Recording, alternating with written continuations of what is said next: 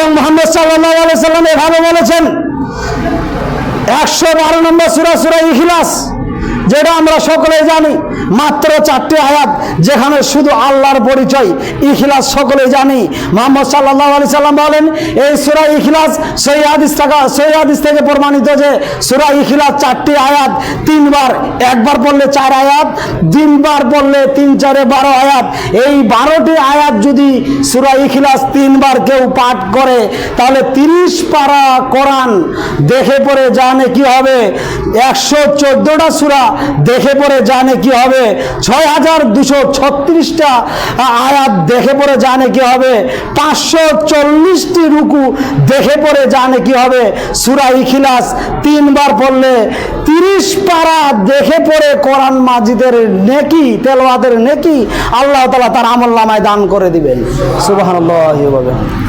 প্রতিদিন এটা আমল করবেন, এটা কখনো নিজ যেন না হয়। যতই ব্যস্ততা থাকেন না কেন, সূরা ইখলাস পড়ে গোটা 30 পারা কোরআন মাজিদ 114 সূরা তেলাওয়াতের নেকি লুটে নেন। এটা মুহাম্মদ সাল্লাল্লাহু আলাইহি সাল্লাম বলেছেন। এবং মুহাম্মদ সাল্লাল্লাহু আলাইহি সাল্লাম বলেন ওয়াল কোরআনু হুজ্জাতুল লাকা আলাইকা, কোন বান্দা বান্দী যদি কোরআন মাজিদ পড়ে তাহলে বিচারের দিন ওই ব্যক্তির পক্ষ হয়ে জোরালো ভাবে বিচার আল্লাহ তাআলার কাছে জোরালো সুপারিশ করবে। আর আল্লাহ তাআলা তার কোরআন মাজিদে জোরালো সুপারিশ গ্রহণ করে ওই ব্যক্তিকে নিরাপত্তা দান করবে, ওই ব্যক্তিকে পরকালে জান্নাত দান করবে। সুবহানাল্লাহি ওয়া বিহামদিহি। এবং যদি কোরআন মাজিদ না পড়ি, এখন বিচার আমার এবং আপনার হবে বিচারের মাঠে।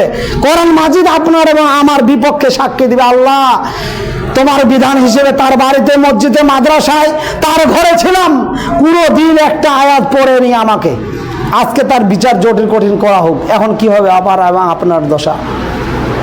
তাহলে কোরআনকে যদি নিজের পক্ষে কাজ করতে চান, যেদিন সুপারিশ কারো পাওয়া যাবে না, সুপারিশ কারো খাটবে না, এবং পিতামাতা আল পরিবার কেউ সুপারিশ করতে পারবে না, এই কোরআন মাজিদ আপনার পক্ষে কাজ করবে। ওয়াল কোরআনু হুজ্জাতুল লাকা আলাইকা, তোমরা কোরআন মাজিদ তেলাওয়াত করো, তোমার পক্ষে কাজ করবে। যদি কোরআন মাজিদ তেলাওয়াত না করো, তোমার বিপক্ষে বিপরীত কাজ করবে, তখন পরকাল জাহান্নাম হবে। এ কারণে মুহাম্মদ সাল্লাল্লাহু আলাইহি ওয়াসাল্লাম বলেন, মুহাম্মদ সাল্লাল্লাহু আলাইহি ওয়াসাল্লামের উপরে আয়াত নাযিল করে আল্লাহ তাআলা বলেন ইন্নাল্লাযীনা ইয়াতলুনা কিতাবাল্লাহ, যদি তোমরা রেগুলারলি কোরআন তেলাওয়াত করতে পারো, এই ব্যবসা, এই ইবাদত যদি চালিয়ে যেতে পারো, তাহলে কখনো তোমাদের লোকসান হবে না, লস নেই, লাভ আর লাভ। ওয়া আকামুস সালাহ, 5 ওয়াক্ত সালাত আদায় করবে।